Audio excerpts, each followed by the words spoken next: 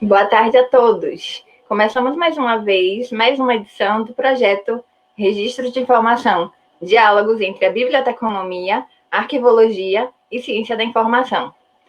Meu nome é Daiane de Araújo, eu sou assistente de administração e desenvolvo minhas atividades hoje no Núcleo Tecnológico do CIB, atuando principalmente no gerenciamento das mídias sociais. Esse projeto ele foi concebido com a ideia de fomentar um espaço de debates pertinente às áreas de biblioteconomia, arquivologia e ciência da informação, bem como divulgar as pesquisas desenvolvidas por profissionais que fazem parte do CIB-UFBA e do ICI-UFBA. Eu quero aproveitar e parabenizar toda a equipe do projeto, que é coordenada pela professora Ivana Lins, e juntos, semanalmente, a gente está aqui construindo esse conhecimento e levando para cada um de vocês. Muito obrigada também por estarem aqui presentes conosco. A gente agradece e deseja que vocês gostem muito da live. Bem, o tema de hoje é a informação no contexto do UFBA-PEN e os procedimentos para a digitalização documental. A convidada da tarde é a Joseane Oliveira Cruz. Joseane Oliveira Cruz. Joseane, ela é mestre em ciência da informação, pós-graduada em Educação pela Universidade Federal de Sergipe, bacharel em Arquivologia pela Universidade Federal da Bahia. Atualmente, ela é arquivista do CIB-UFBA. Ela é membro do Comitê Executivo para a Implantação do Processo Eletrônico Nacional PEN-UFBA, tutora no curso de capacitação para o Processo Eletrônico Nacional UFBA-PEN e professora do módulo 4, Capacitação UFBA-PEN, Procedimentos Básicos para a Digitalização dos Documentos.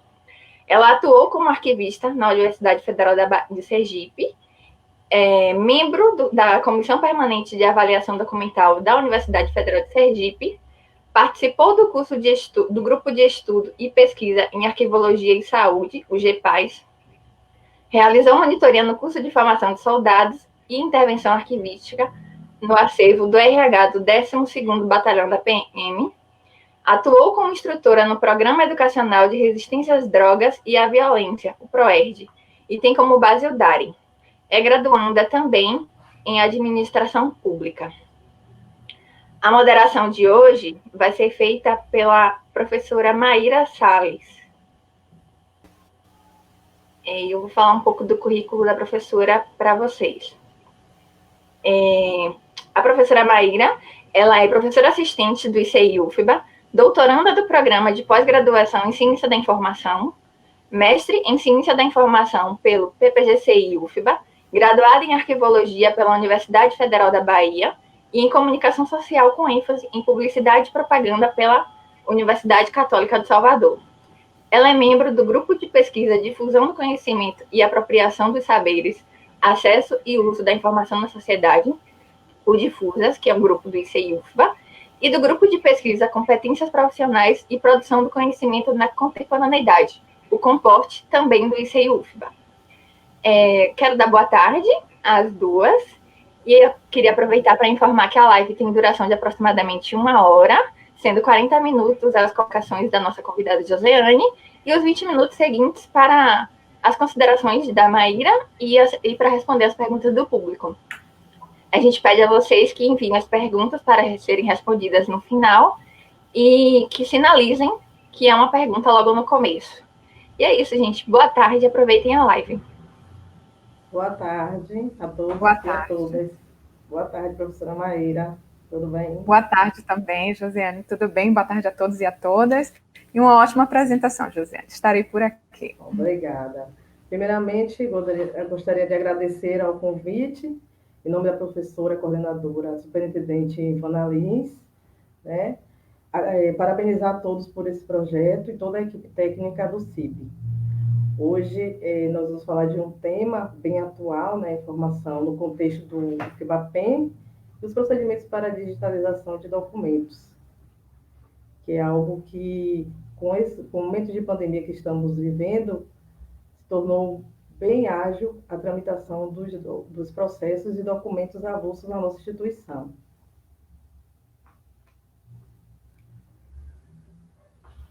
E sobre o UFBA-PEN, né? Como o próprio nome, né? O UFBA, a nossa instituição, e PEN, Processo Eletrônico Nacional, e foi algo que veio a partir da portaria interministerial e o decreto.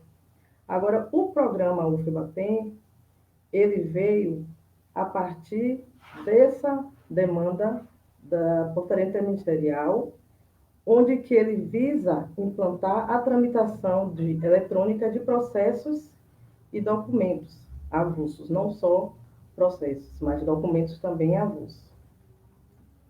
E com esse novo paradigma, nós estamos dentro de uma outra realidade que nos acometeu com o problema do isolamento social e vemos o quanto é importante estarmos aptos para trabalhar com esse novo paradigma do processo em meio eletrônico, Janato digital.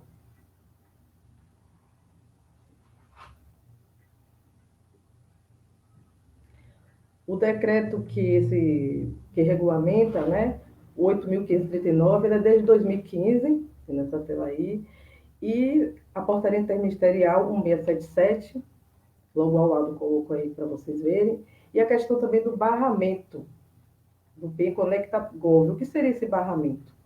Para que os sistemas consigam se comunicar entre eles. Instituições vão conseguir se comunicar a partir desse Conecta Gov, que é um barramento.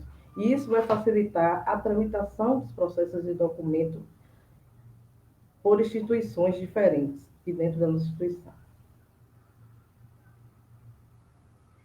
Além disso, o processo eletrônico nacional, ele tem o objetivo também da melhorias em relação às atividades administrativas dos setores públicos e faz parte do programa maior na nossa instituição, né, o UFBACIM, ou seja, a UFBA Sistemas Integrados Modernos, que vieram para facilitar a nossa dinâmica de tramitação processual e agilizar também as nossas práticas, com eficiência, sustentabilidade, economia financeira, por conta da menor demanda de impressão.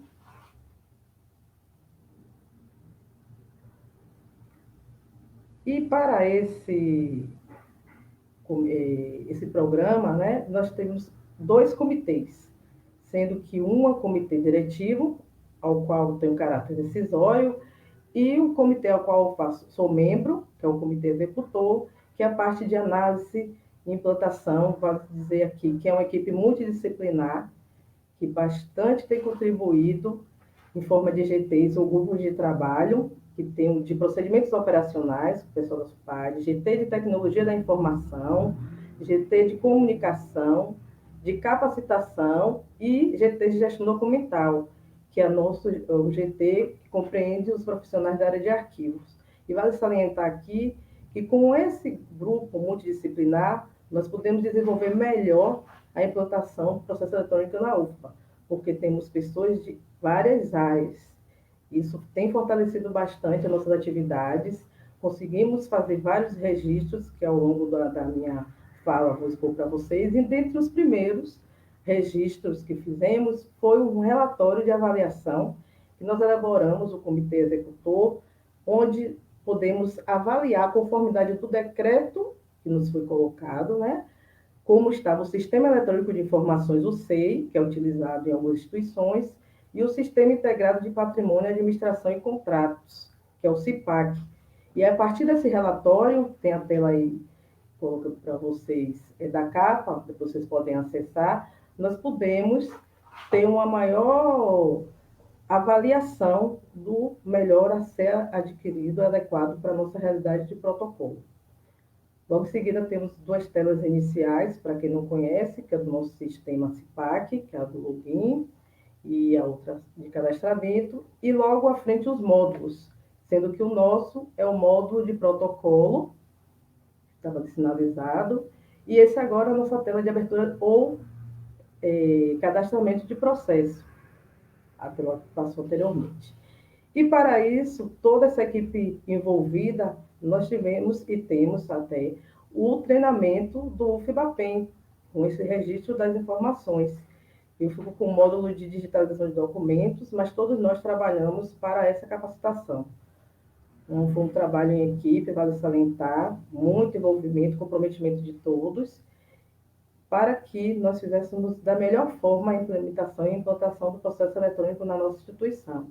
Aí fizemos relatório, através do CIPAC, da tramitação anterior, nós podemos observar as demandas e aí o porquê da digitalização, né? Porque há muita documentação também em formato analógico e vamos receber documentação em formato analógico. E temos que converter essa documentação do papel para o formato digital, para facilitar criar, receber, transmitir, armazenar os dados de forma eficiente e eficaz para a melhor tramitação desses documentos. Então, com a digitalização, nós temos que ter alguns cuidados para que ela seja de forma eficiente e que ela traga para nós uma documentação que é representação, né, contribuir para o amplo acesso desses documentos arquivísticos por meio da tecnologia da informação, permitir o intercâmbio dos acervos e os instrumentos, né, por meio das redes informatizadas, a difusão e reprodução dos acervos arquivísticos, né, que não nasceram digitais, vale salientar, que são documentos analógicos e digitalizamos. E também incrementar a preservação e segurança, sendo que na portaria 1677 de 2015, depois vocês podem ter um acesso maior, porque hoje aqui a gente está tentando aproveitar o máximo do nosso tempo para esse bate-papo, essa discussão, dúvidas, aprofundar e ver, e também no nosso curso, né, que nós utilizamos. Então, vocês podem ver lá a parte de no item 2.13, que é a conversão de documentos não digitais para digitais, e vice-versa. Então, a partir dessa digitalização, a gente percebeu a necessidade de dar um treinamento presencial, porque o nosso curso é AD, no momento, por conta da pandemia, nós não estamos com a parte presencial, mas nas primeiras turmas, quando estávamos em trabalho presencial, tínhamos um momento da digitalização. A gente procura buscar do colega, seja servidor ou terceirizado, que está envolvido com a atividade ou não, para que ele tenha noção do mínimo de requisitos para que essa digitalização venha de forma excelente. Então, ele vai ter que estar atento para o hardware, o software, ou seja, a parte física e a parte lógica, né? Preparar esse documento, certificar a resolução mínima, que são 300 dpi, garantir essa resolução, verificar se o documento está em perfeito estado, se não houve cortes, que a gente não vai se aprofundar nisso aqui, isso vocês podem ver lá no curso, eu trouxe só mesmo a título de informação, desculpem. Então, é esse momento presencial que nós fazemos essa dinâmica da realização da digitalização. Como hoje nós não temos o presencial, só estamos em EAD, então, provavelmente, quando retornarmos, faremos com as próximas turmas. E o que vale também ter atenção quanto a isso são as extensões desses arquivos, porque há duas extensões para a preservação, o TIFF, né, que é o documento padrão com imagens em tags, ou seja, etiquetas que dão o maior formato sem perder a formulação, não há compressão nesse tipo de extensão. E aqui nós adotamos para o processo eletrônico anexar o PDF-A, que é o padrão de arquivamento e preservação mais de longa duração. Então, nós colocamos isso para os nossos colegas, nesse momento de quando fizer ou realizar a digitalização, atentar para essas extensões de arquivo. Além disso, né, no momento que estiver fazendo a digitalização, nós temos que seguir as recomendações do Conselho Nacional de Arquivos, que é o nosso órgão central, que dá diretrizes e recomendações. E no caso do processo, que muitas pessoas às vezes nos perguntam no momento da aula, como é que eu registro essa informação? O processo ele tem que ser colocado todo, de um a um. Como é que eu preciso digitalizar? Se você precisa digitalizar um processo que não nasceu digital, você vai digitar todo esse processo, frente e verso, né?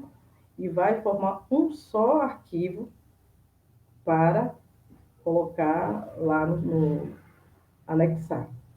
Sendo que o documento original Valor legal é o documento que foi gerado, porque vale salientar, o documento que é digitalizado, ele é uma representação do documento original.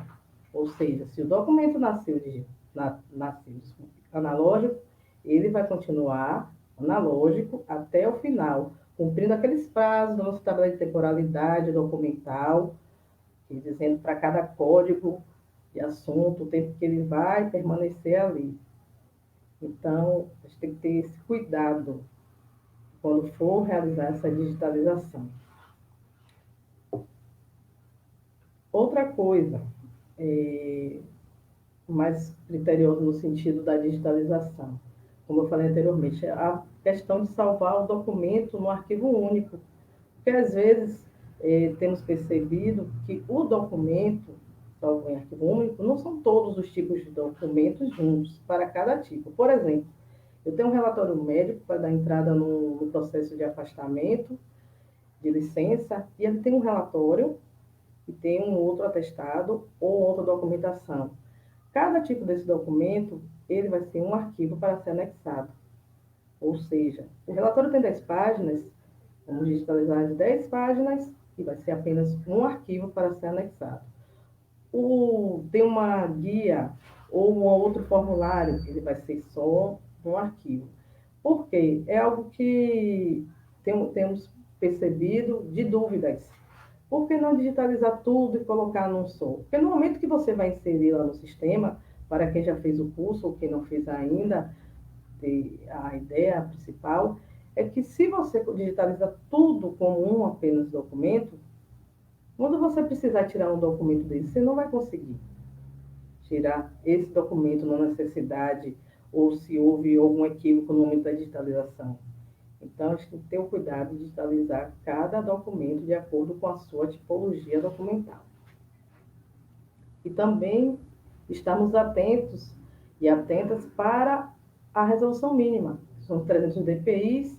Existe uma tabela naquele manual de recomendações do CONARC, que essa tabela, ela diz as resoluções e diz também os tons de cores, o formato, ou seja, se é tom de cinza com claro, se é colorido, se é em 3 cores, se o documento é em fotografia, se ele é manuscrito, que eu não vou me aprofundar muito nessa questão aqui, porque a gente tem o curso lá, que está até com turmas para serem abertas agora, depois do dia 16 de setembro, de acordo com o nosso cronograma, né, do comitê.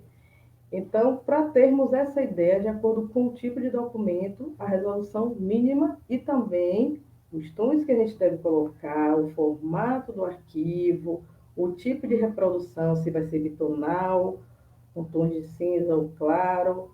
Então, muita atenção nesse sentido. E voltando, né, não vai ser o foco hoje, que aqui não vai ser uma oficina, sim, para a gente compreender melhor as formas de registros, né, e quanto nós estamos ali na linha de frente para fazer esse registro, principalmente com o trabalho agora de acesso remoto, né? Então, nós temos que ter noção para o quão máximo fazermos uma melhor digitalização e também, né, não esquecermos de toda a parte de legislação também, que devemos cumprir. Tem logo na próxima tela alguns modelos que eu trouxe, né, de digitalização de um texto, né, com os tons em preto e branco, como se fosse, por exemplo, um ofício, retirei os nomes aí. Então, utilizamos os tons de preto com branco e sem manchas, fizemos essa digitalização de um ofício. Temos também um manuscrito, que já utilizamos os tons de cor, logo em seguida. Essa fonte é do arquivo de José Calazans, lá do Lugares de Memória, citou que eu trabalho, né, do sistema de bibliotecas, e fizemos a digitalização. E é um manuscrito, usamos os tons de cor. E esse outro também é uma fotografia do arquivo pessoal de José Calazans. Fizemos os tons de gradação entre o claro e o escuro. Por quê? Porque isso vai interferir na documentação no momento que você captura a imagem. Então, tem todo esse cuidado que lá no curso de digitalização vocês vão poder observar melhor, ter ideia do quanto a gente tem que ter toda uma dinâmica de procedimentos para realizar uma digitalização com qualidade, né? Desde quando captura, configura, melhor dizendo, né? Até recuperar, fazer as recomendações, formatos adequados, depois a gente tem que preocupar com as questões de armazenamento, né, dos originais, porque quando digitalizamos os originais continuam até cumprir o seu prazo de guarda ou permanente ou de eliminação, de acordo com a tabela de temporalidade documental, e algo que as pessoas falam, debatem, e às vezes ficam a questão da lei. Segundo a Lei 12.682, de 2012, os registros públicos originais, ainda que digitalizados, deverão ser preservados de acordo com o disposto na legislação pertinente. Ou seja, o documento digitalizado não substitui o analógico. Há uma lei mais recente, de 2017, que alguns chamam de PL, Lei de Queima de Arquivo, que ele fala de algumas instituições a nível privado que têm autonomia para descartar os seus documentos após digitalizados, que não é o caso de nós que trabalhamos em instituições públicas. Então, ficamos atentos a essa realidade que não é a nossa instituição pública. Algo até preocupante que temos observado, melhor dizendo, alguns debates, colegas da área, colegas da área jurídica, em relação a essa PL 7920, que é de 2017, que ela fala da questão do descarte do original, mas não na esfera pública, né? E que também é algo que eu acho que, com a questão social, a gente tem que se preocupar e mobilizar para isso, para ver até que ponto pode ser descartados também os privados, né? Que atende a ela. E o decreto 10.278, né? Que ele aplica-se apenas aos documentos físicos digitalizados, ele não se aplica, no decreto 10.278, aos documentos natos digitais, ou seja, os que já nascem no nosso sistema, ele não se aplica. E nele se inclui-se as operações realizadas desde o Sistema Nacional Financeiro, microfilme, audiovisual, ou identificação de documentos de porte obrigatório. Então, essa é a mais recente, né, de 2020. Eu deixei até o link para vocês depois verificarem melhor essa parte desse decreto, porque ele só atende aos documentos físicos ou analógicos digitalizados. E nele existem dois anexos, né, o anexo 1 e o anexo 2, sendo que o anexo 1 ele trata dos padrões, como eu falei anteriormente, de acordo com o CONARC, para a digitalização desses documentos, que tem que serem atendidos, esses padrões, desde a resolução mínima, vou reforçar aqui, que eu já falei anteriormente, a cor, o tipo, o formato do arquivo, também vou deixar o link, vocês podem depois ver, e o anexo 2 relacionado aos metadados, dados de dados, ou seja, para a recuperação desses documentos. Quando você coloca os mínimos metadados, a gente tem que ter o assunto, o autor, o nome. Nessa questão do assunto, as palavras-chave que representam aquele conteúdo do documento, a data da digitalização, o identificador do documento digital, quem foi que fez a digitalização, título, o tipo documental, e para documentos digitalizados para jurídicos e de direito público interno. Também vou deixar o link, né? E aí vem os metadados de classe, de data, designação, gênero, para essa digitalização. Vale, para a gente continuar esse bate-papo, refletir e apontar alguns desafios que eu tenho observado nesses 4 anos e meio no comitê, né? Começamos em 2015, 2016, estamos ativos em processo de implantação, que é importante que se pode observar o que se pode e o que se deve, e o que se colocar no portal como público.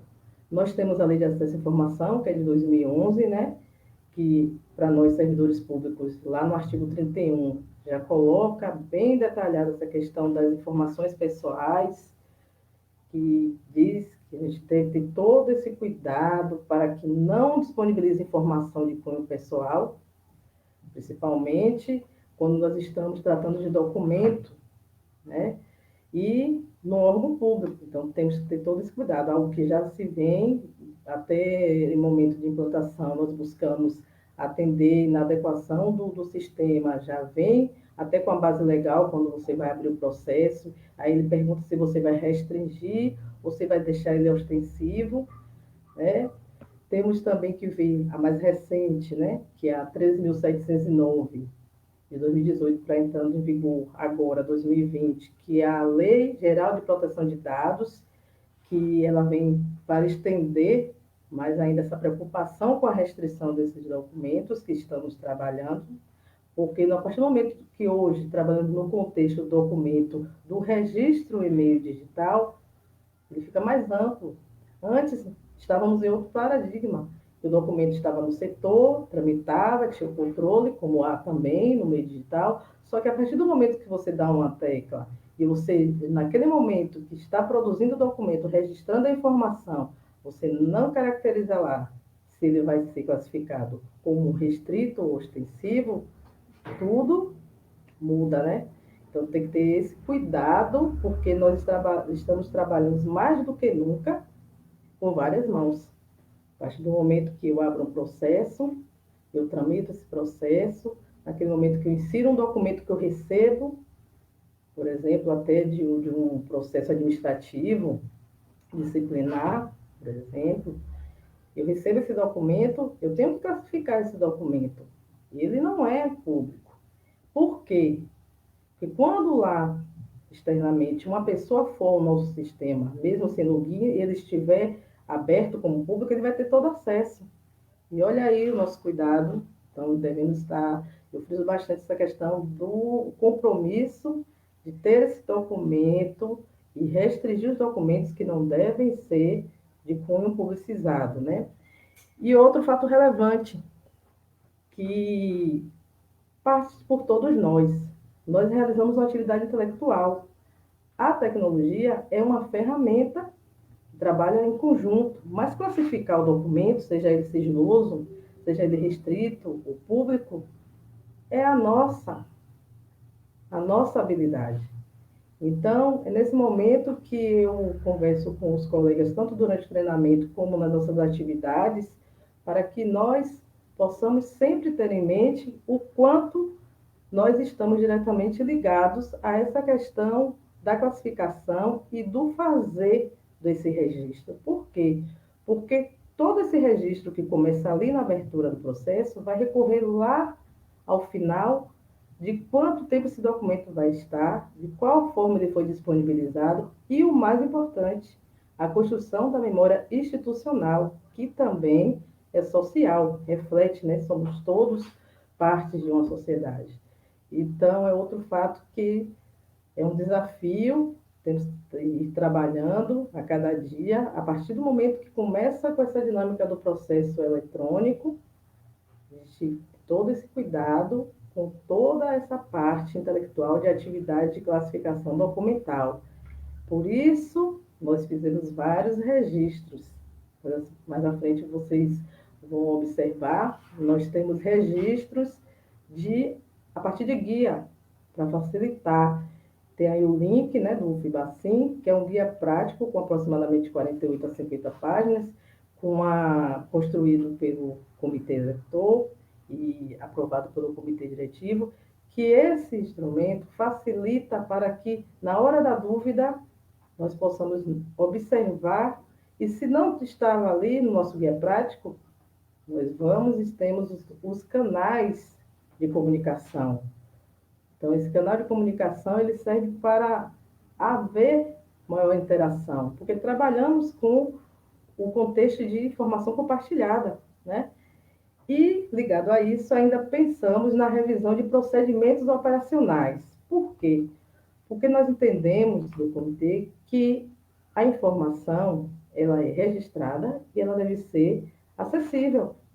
Então, a partir desses POs, que são procedimentos operacionais, nós podemos observar que alguns procedimentos que não existiam dificultavam o período de um servidor sair ou se aposentar para fazer ou dar continuidade a uma atividade.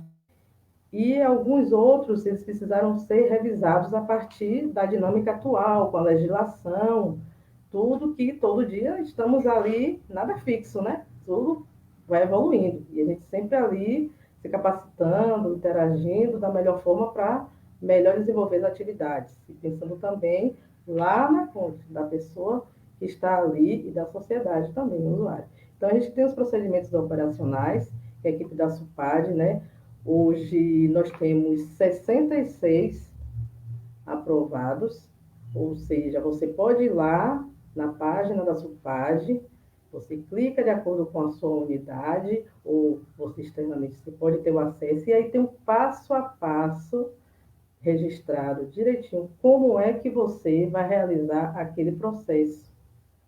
Por quê? Porque ali vai te direcionar até para saber o tipo de documento que você vai colocar ali, se ele vai ser ostensivo, já vem ali no PO. Ô, Josiane, e quando não tem um PO ainda, impede de que eu faça o processo? Não. Nós temos os canais de comunicação, fubapem.ufa.br, é só fazer o contato, olha, estou com dúvida em relação a como é que eu vou agir com tal e tal assunto de processo. Tem uma equipe que está apta para dar todas essas informações.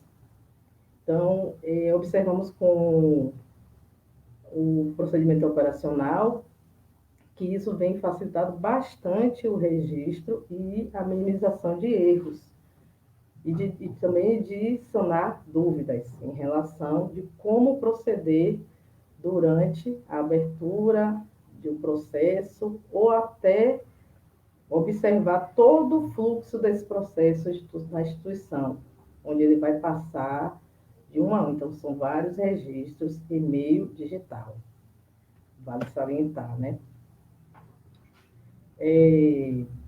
Outra coisa que, como eu falei anteriormente, nesse manual, vocês podem ver por unidade, tem lá PRODEC, PROEX, e aí você clica PROAD, outras unidades, você vai lá, tem o acesso ao procedimento operacional, pode baixar, ele já vem em PDF, e tendo dúvida, não consegui, não sei se esse procedimento está de acordo, aí você entra em contato com os nossos canais. E para refletirmos, né, continuar esse bate-papo, não vou ficar só eu aqui falando, eu quero também saber de vocês, a gente conversar melhor. Eu vou citar aqui Paulo Toé, 37, ele fala que usar o documento como sentido de informação, portador de memória.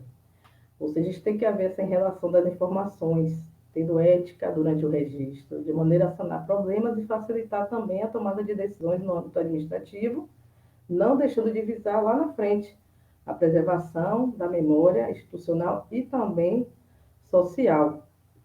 Por quê? Porque tudo se inicia com o registro. Nós sabemos que tudo se inicia com o registro. Só falar, hoje, a gente está realizando o registro. Por meio de quê? Por meio do audiovisual. Então, é algo que não temos como voltar atrás. Já é fato. Então, eu proclamo a todos nós colegas envolvidos com a questão da informação, ter esse olhar, como nós já temos, e aprofundar mais ainda de qual legado nós vamos deixar para a sociedade. Porque o que nós registramos, realizamos hoje, vai ficar para as próximas gerações. Então, é bom sempre observar quando no momento de um início de uma produção de um registro documental.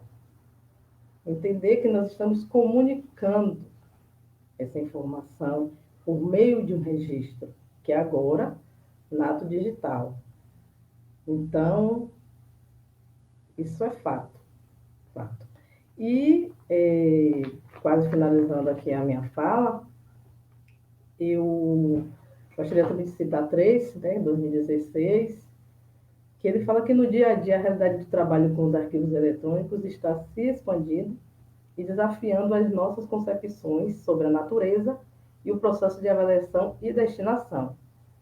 Para fechar o que eu vim passar para vocês nesse curto tempo de um bate-papo, que a gente, todo momento, estamos enfrentando desafios, mas se pudermos nos unirmos, continuarmos com nossas atividades voltadas para o melhor, a melhor aplicabilidade e registro da informação, poderemos ter avanços. Erros podem acontecer, mas aprender com os erros. Então, é algo aqui, eu vou deixar alguns contatos de e-mail e número do FIBAPEM, do Helpdesk, para caso vocês tenham dúvidas, queiram obter, dar algumas sugestões, né? Mas em seguida temos algumas referências. Eu acho que eu estou conseguindo cumprir o tempo para que nós possamos continuar com o nosso bate-papo, né? Obrigada pela atenção de vocês. Espero ter colaborado com este registro no contexto do FIBAPEM e dizer que nossa equipe, em nome do comitê executor, estamos à disposição para a melhor implementação e implantação do processo eletrônico na nossa instituição. Obrigada.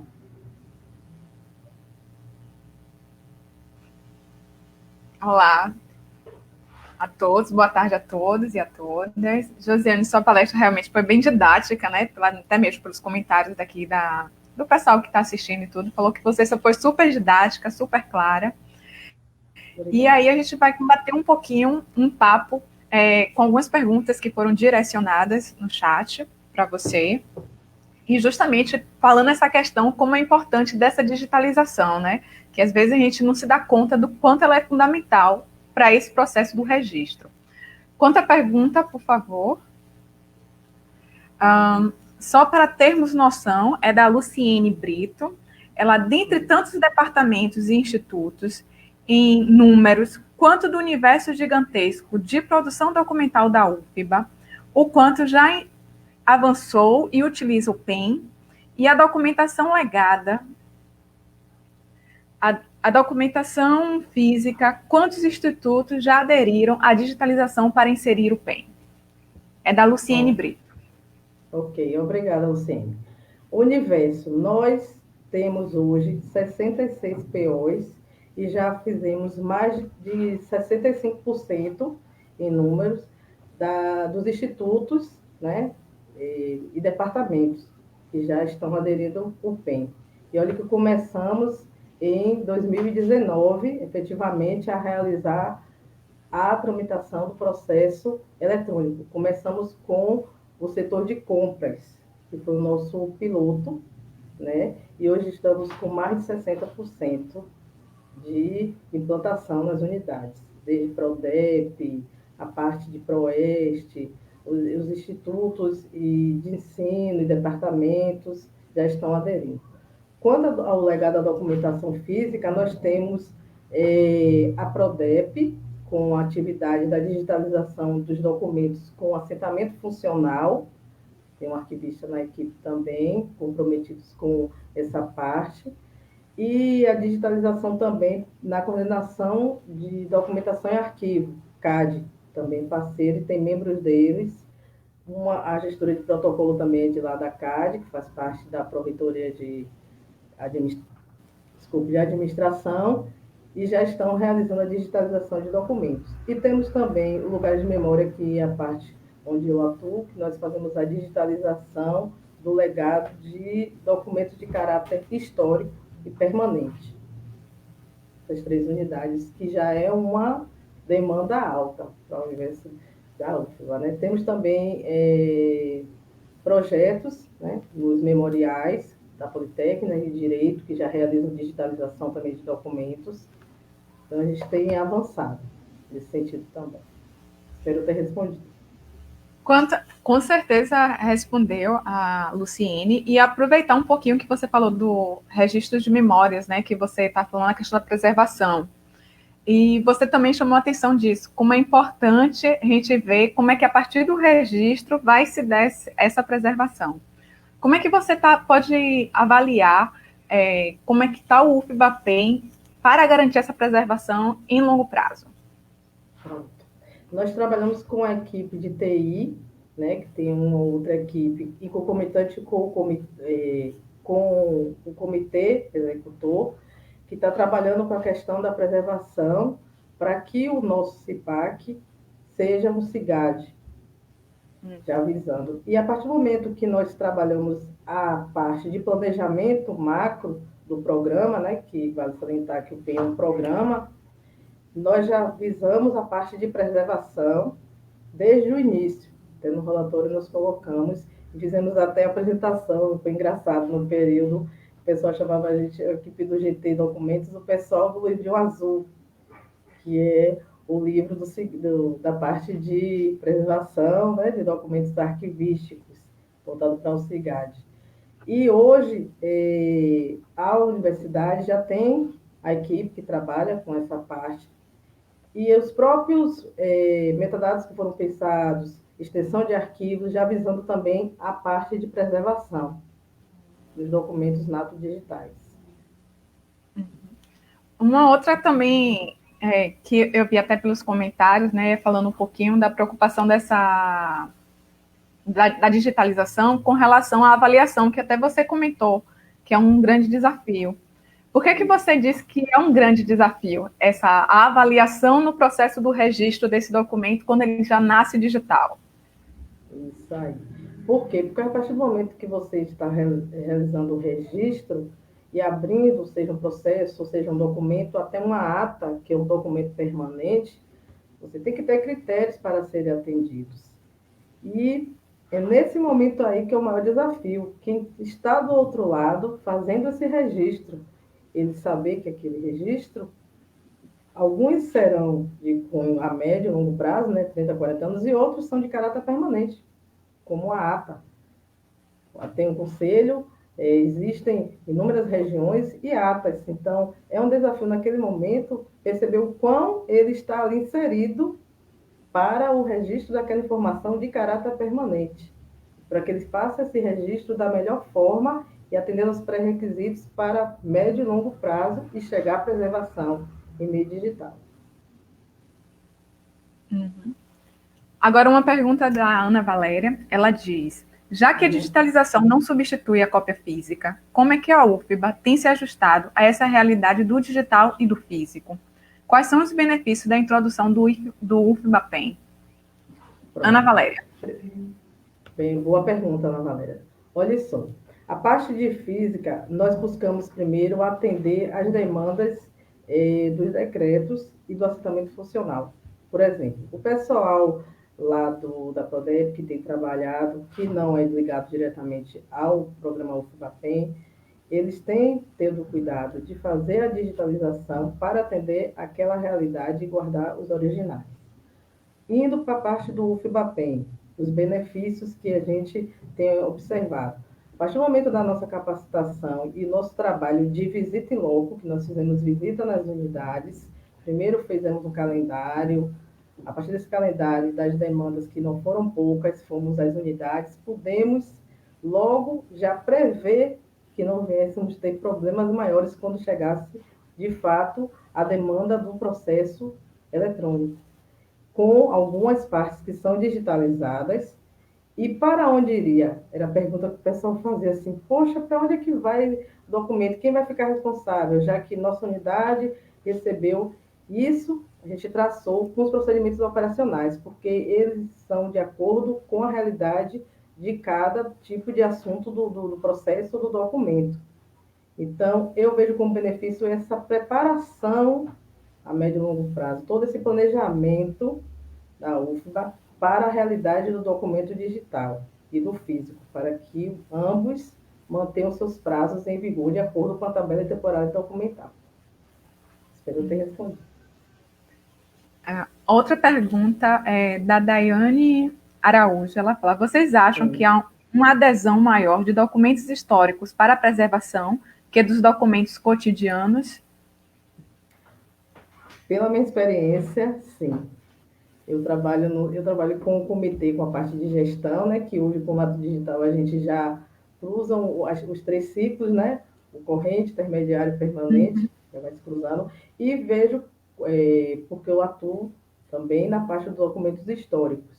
Então, há uma preocupação com a memória, principalmente com os profissionais que trabalham com essa documentação, sejam eles bibliotecários, museólogos, arquivistas, historiadores, outros profissionais que têm noção do cunho histórico documental, de toda essa preservação.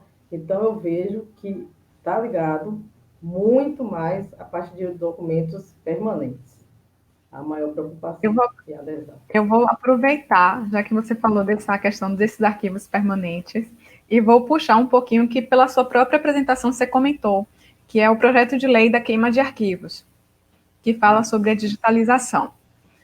E aí, eu queria que você comentasse um pouquinho qual era a sua opinião, na verdade, né, em relação a esse projeto de lei que está para ser aprovado, está vendo aí pelas instâncias, a classe, os arquivistas, bibliotecários, museólogos também estão se juntando, tentando, né, fazer com que ele não seja aprovado, mas está tramitando.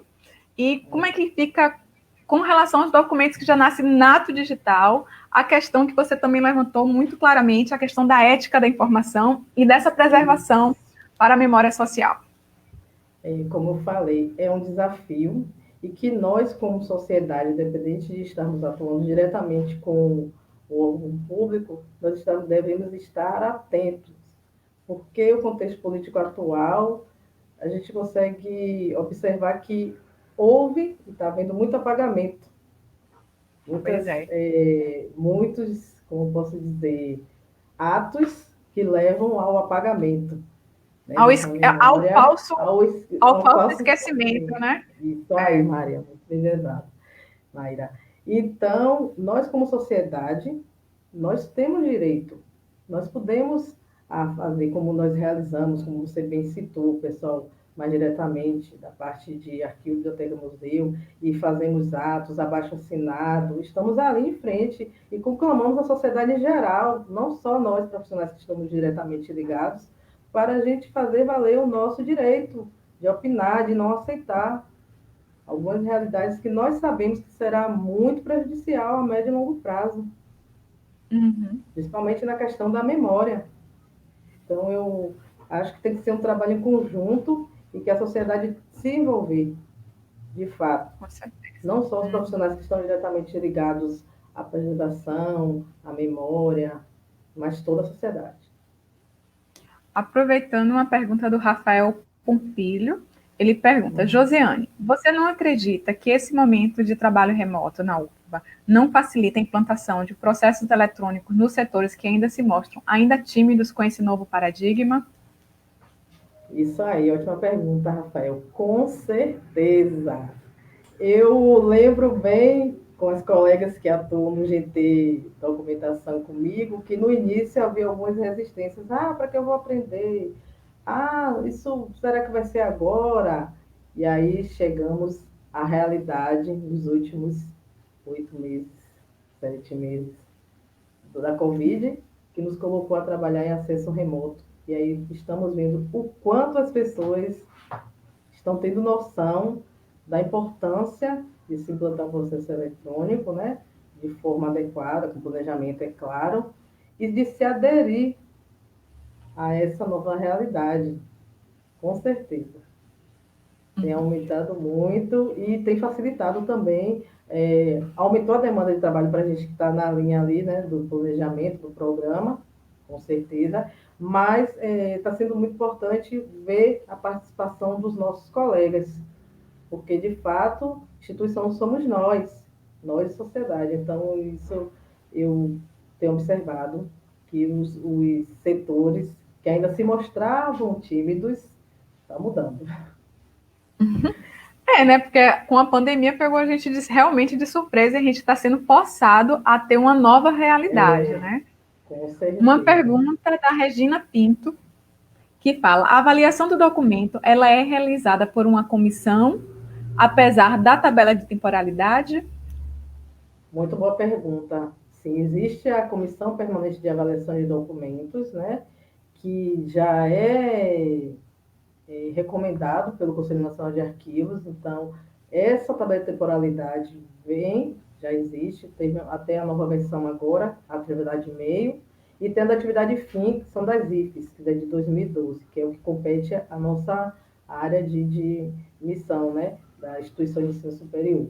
Mas, com certeza, a avaliação é realizada por uma comissão, que nessa comissão ela é multidisciplinar, tem pessoas da área de arquivo, da área jurídica, da área de história, e mesmo depois desse documento classificado, ele é passado, tem toda uma tramitação, tem todo um procedimento até a eliminação ou guarda desse documento. Com certeza, tem que passar por uma comissão. Agora, Joyce Nascimento, ela diz: Josiane, você acha que a UFBA vai conseguir resistir à implantação do SEI? Boa pergunta. Boa pergunta, Joyce. Boa pergunta. Eu sou da teoria de que nada na vida é fixo, mas eu acredito hoje, pelo avanço, o trabalho que tem se realizado para a implantação com o CIPAC, os ajustes, a equipe ali envolvida, não só a UFBA, como outras instituições de ensino superior que aderiram a ele, que ainda vai haver uma resistência. Por quê? Porque o SEI e o CIPAC são dois sistemas voltados para o protocolo, né? É uma realidade que já existe em instituições e que cada instituição vai querer adequar o seu sistema, como ele e outro, para ser um CIGAD, para melhor atender ao cidadão. Então, eu acredito que, até porque não há só o módulo do CIPAC, na realidade da UFBA, temos o SIGA-A, SIGA-de-mim, temos o SIGA-RH, que são sistemas que visam trabalhar interoperáveis, ou seja, eles se comunicando entre si. Então, eu vejo que vamos continuar por um bom tempo o CIPAC. É a minha opinião. Acho que é isso. Alda Lima da Silva. Existem discrepâncias de acesso para o documento histórico digitalizado ou não? Digitado ou não? Se há mudança de configuração de De acesso. acesso. Não. Discrepâncias de acesso. Não. A lei é a mesma. A parte de acesso dos documentos, independente dele do meio digital ou digitado, ou digital, e o documento histórico, a gente tem cada um de acordo com o acesso que compete àquele tipo de assunto de documento. Não há discrepância. Sendo que o documento histórico, por ele já ter atingido o valor administrativo, na maioria das suas vezes, ele já está disponibilizado para o acesso. Há exceções. Por exemplo, nós temos alguns documentos de caráter histórico que não está liberado para o acesso como o outro. Por quê? Porque ele tem algumas restrições com informações pessoais, por exemplo, os arquivos com algumas informações do período da ditadura militar. Nós temos que atender à lei de acesso à informação, né, do prazo de 100 anos, então ele é um documento histórico, mas ele só tem o acesso limitado às pessoas que são citadas no documento. Isso a gente respeitando ao prazo e à legislação. Então, tudo vai depender do documento. Temos mais uma pergunta, que é da Jamile Quaresma. Sim. Paz, você sabe dizer como se dá a questão do armazenamento digital desses documentos, espaço em servidores e preservação desses documentos, risco de perdas, etc. Pronto. Bem ampla. Olha só.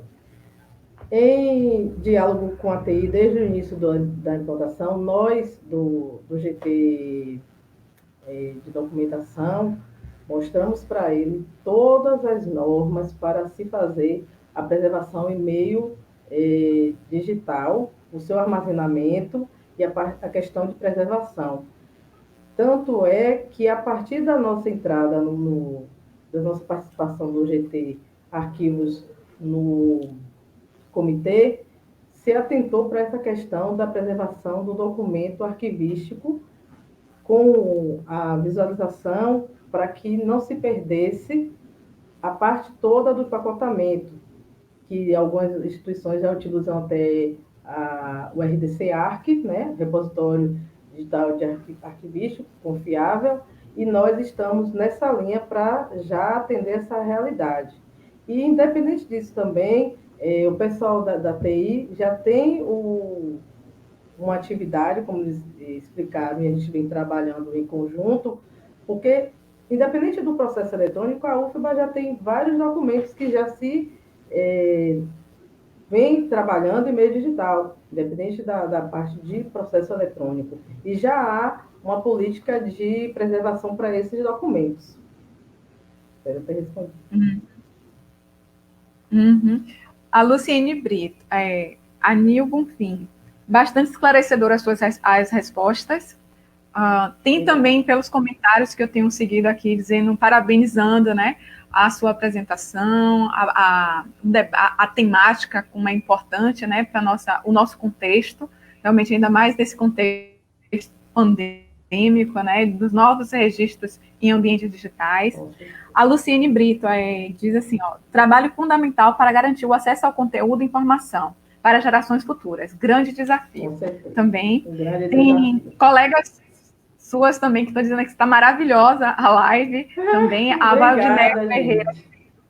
Parabéns, Josiane, pela apresentação e Maíra pela mediação. Então, assim, a gente agradece, né, a participação do público, também atentos e parabenizando mesmo a sua palestra. A Ana Cristina, parabéns. A Luciene Brito, de forma bastante didática, a aula foi show. Muito importante as suas observações. Obrigada. Também. Então, assim, por enquanto, eu acho que a gente dá para ver, né, até mesmo pelo público que está assistindo, o quanto é importante a questão desses registros de informação que já são processados pelo UFBAPEN, né? Essa preocupação do UFBAPEN com a preservação, com o registro desde o seu nascimento, né? E toda a sua tramitação. A Ivana Lins também diz, parabéns, excelente palestra. Josiane e Maíra, vocês foram ótimas. Então, eu acho que tem mais alguma pergunta, vamos ver. A Vanessa Reis, excelente apresentação.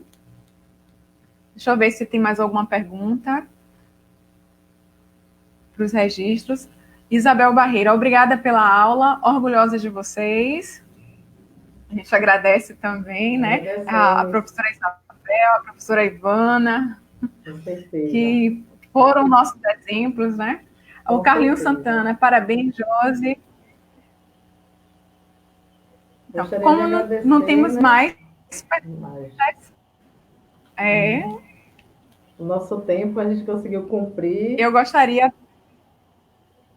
Pois é, perfeitamente. Eu gostaria de agradecer bastante Josiane Oliveira, a Daiane também por essa mediação. Agradecer também ao projeto Registro de Informação do CIB-UFBA, pela coordenação da professora Ivana Lins. É um prazer enorme estar aqui com vocês, ainda mais ouvindo a Josiane falando um pouquinho sobre esses processos pelo UFBAPEN, que é muito interessante para a nossa área, que a gente discute muito pouco, e essa interação, né, da arquivologia, biblioteconomia, museologia, que está sendo presente aqui nesse projeto. Agradeço à equipe que está aqui com a gente, né, Josiane, nos auxiliando, nos orientando, e muito obrigada também. E obrigada também aos participantes. Gostaria de agradecer a todos que participaram conosco, né, sejam cada um da sua casa, dizer Daiane? que podemos pensar muito bem, mesmo nesse período de pandemia, para a gente ter essa consciência que é uma fase, que possamos acreditar, e agora também, Setembro Amarelo, que a gente tenha uma visão maior para atenção com o emocional, para as pessoas que estão ao nosso redor e para os outros também, que possamos ter muita tranquilidade para passar por essa fase. E agradecer toda a equipe, principalmente a professora Maíra pela mediação, a Daiane, Jamile e Rafael, que estão nos bastidores, e os outros colegas. Parabéns por esse projeto, que a gente consiga avançar com várias discussões no sentido de ampliar o conhecimento e ajudar o quanto maior número de pessoas interessadas e que venham a se interessar também nessa temática. Eu agradeço também a participação de cada uma de vocês. Eu acredito que a live tenha sido muito interessante para muitos. Para mim mesma, eu posso falar porque fiz o curso, a capacitação do FIBAPEM, e é sempre bom de uma lembrada, né? Então, obrigada, Josiane, pelas suas palavras. Obrigada, professora Maíra, pela sua mediação. Foi muito legal ter vocês aqui com a gente. E quem sabe, né, na próxima a gente não se veja novamente aqui nessa mesma situação. Eu quero aproveitar e agradecer também a todos vocês que estão aqui assistindo a live conosco e informar que a próxima live já tem um tema definido. A próxima live será Marketing Digital, explorando os aspectos cognitivos. A convidada será a professora Bárbara Coelho e a mediação será feita por Ramon Davi. Eu também quero convidar todos vocês que estão aqui assistindo que sigam o CIB nas redes sociais. Estamos no Instagram, no Facebook e também no YouTube. A live de hoje ela está no Facebook e logo mais estará no nosso canal do YouTube. E você pode assistir novamente quantas vezes quiser. Então é isso, pessoal. Muito obrigada por hoje e tenham todos uma boa tarde. Tchau, tchau.